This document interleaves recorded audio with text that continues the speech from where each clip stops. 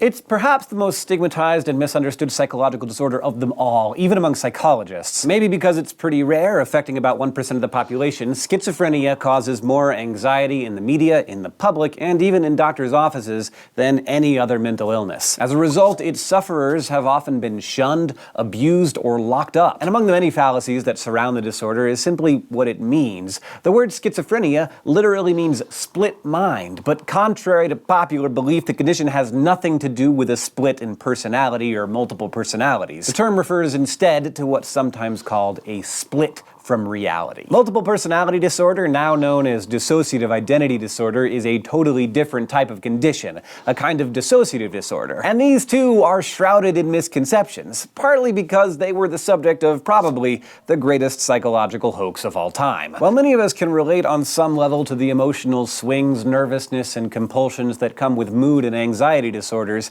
it can be a lot harder for those without direct experience to relate to the symptoms of schizophrenia and dissociation. Unfortunately, we tend to fear and avoid what we don't understand in each other, whether it's a friend or family member, or just some stranger on the bus. But thankfully, part of the psychologist's job is to demystify the things that can happen in our heads, and as is often the case, understanding may be the key to compassion.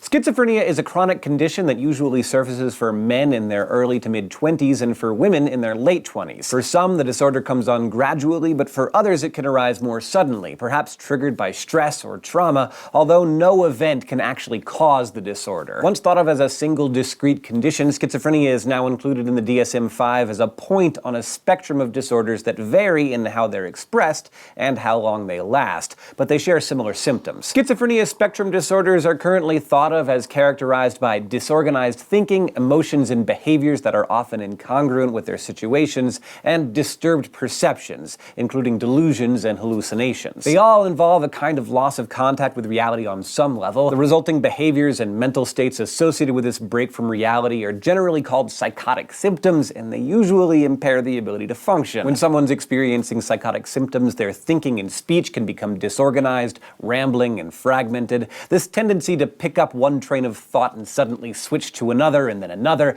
can make communication painfully difficult. People exhibiting these symptoms can also suffer a breakdown in selective attention, losing the ability to focus on one thing while filtering others out. In extreme cases, speech may become so fragmented it becomes little more than a string of meaningless words, a condition given a name that sounds like its own kind of non sequitur, word salad. Classic schizophrenia is also often marked by delusions or false beliefs not based in reality. These delusions can be rooted in ideas of grandeur, like I'm the Queen of England, or I won an Olympic gold medal for the luge. Or they can become narratives of persecution and paranoia, believing your thoughts and actions are being controlled by an outside force, or that you're being spied on or followed, or that you're on the verge of a major catastrophe. And there are some complicated variations on these delusions, like feeling that you've died or don't exist anymore, or that someone is madly in love with you, or that you're infested with parasites. Delusions of one kind or another strike as many as 4 out of 5 people with schizophrenia. While some delusions can seem fairly logical, they can also be severe and bizarre and frightening. Unfortunately, many of the most memorable examples of people suffering from severe delusions come from serial killers, and yeah, while Son of Sam did claim that he was taking orders from his neighbor's dog,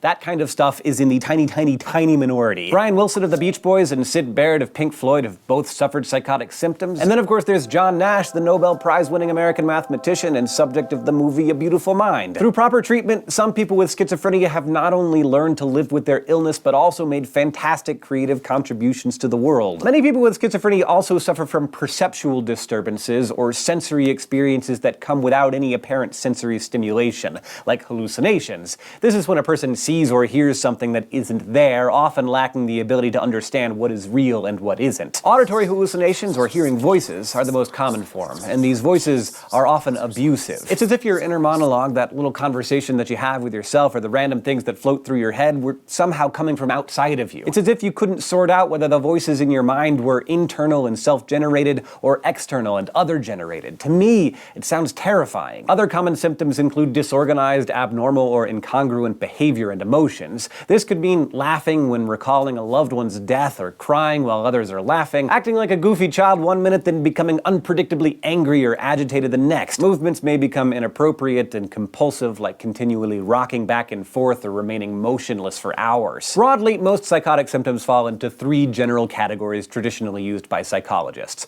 positive, negative, and disorganized symptoms. Positive symptoms are not what they sound like. They're the type that add something to the experience of the patient, like, for example, hallucinations, or inappropriate laughter, or tears, or delusional thoughts. Negative symptoms refer to those that subtract from normal behavior, like a reduced ability to function, neglect of personal hygiene, lack of emotion, toneless voice, expressionless face, or withdrawal from family and friends. Finally, disorganized symptoms are those jumbles of thought or speech that could include word salad and other problems with attention and organization. Symptoms like these are useful in diagnosing a disorder on the schizophrenia spectrum, but there's a physiological component too. Like many of the disorders we've talked about, schizophrenia has been associated with a number of brain abnormalities. Postmortem research on schizophrenia patients has found that many have extra receptors for dopamine, a neurotransmitter involved in emotion regulation and the brain's pleasure and reward centers. Some researchers think that overly responsive dopamine systems might magnify brain activity in some way, perhaps creating hallucinations and other so-called positive symptoms as the brain loses its capacity to tell the difference between internal and external stimuli. For this reason, dopamine-blocking drugs are often used as antipsychotic medications in treatment. Modern neuroimaging studies also show that some people with schizophrenia have abnormal brain activity in several different parts of the brain. One study noted that when patients were hallucinating, for example, there was unusually high activity in the thalamus, which is involved in filtering incoming sensory signals.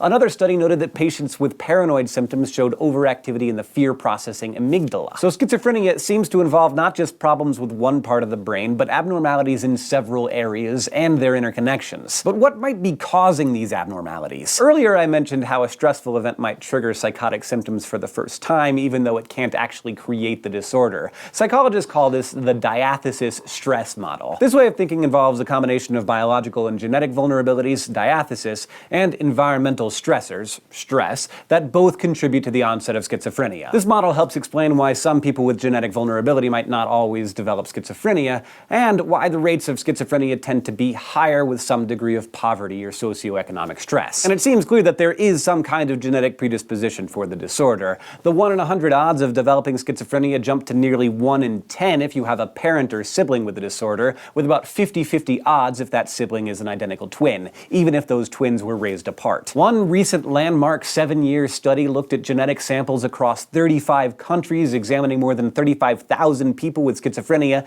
and another 110,000 people without the disorder. The study identified more than 100 genes that may increase the risk of schizophrenia. As expected, some of these genes involve dopamine regulation, but others are related to immune system functioning. Researchers continue to tease out what is exactly going on here, but many are hopeful that these new findings will lead to better treatment. Clearly, schizophrenia is a challenging disorder to live with and one that's hard for outsiders to understand, but maybe even more rare and more elusive are the dissociative disorders. These are disorders of consciousness, called dissociative because they're marked by an interruption in conscious awareness. Patients can become separated from the thoughts or feelings that they used to have, which can result in a sudden loss of memory or even change in identity. Now, we might all experience minor dissociation at times, like maybe the sense that you're watching yourself from above, as in a movie, or like you're driving home and get so zoned out that suddenly you find yourself in front of Taco Bell thinking, like, how did I get here? Those things would generally fall into the normal range of dissociation, but most of us don't develop different personalities. Dissociative disorders come in several different forms, but the most infamous of the bunch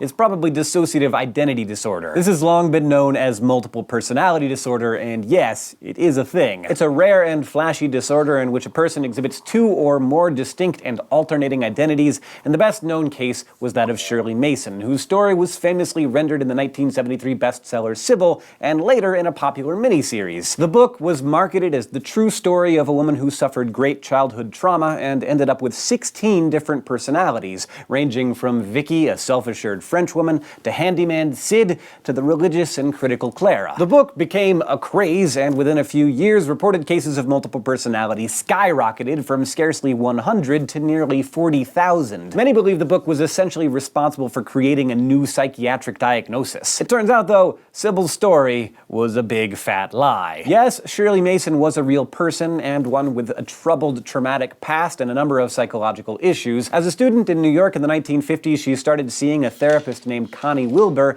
and taking some heavy medications. And somewhere in there, maybe because she was coaxed, or maybe because she wanted more attention, Shirley started expressing different personalities. Dr. Wilbur built a career and a book deal out of her star patient, even after Shirley confessed that her split personality was a ruse. The Sybil case is a powerful reminder that we really don't understand dissociative disorders very well, or even know if they're always real. Indeed, some people question if dissociative identity disorder is an actual disorder at all. But some studies have shown distinct body and brain states that seem to appear in different identities, things like one personality being right-handed while the other is left-handed, or different personalities having variations in their eyesight that ophthalmologists could actually detect. In these cases, dissociations of identity may be in response to stress or anxiety, a sort of extreme coping mechanism. Either way, the debate and the research continue. Today, we talked about the major symptoms associated with schizophrenia spectrum disorders, including disorganized thinking, inappropriate emotions and behaviors, and disturbed perceptions. We also discussed brain activity associated with these disorders and talked about their possible origins, including the diathesis stress model. You also learned about dissociative disorders and dissociative identity disorder in particular, and the scandal that was the Sybil case. Thanks for watching.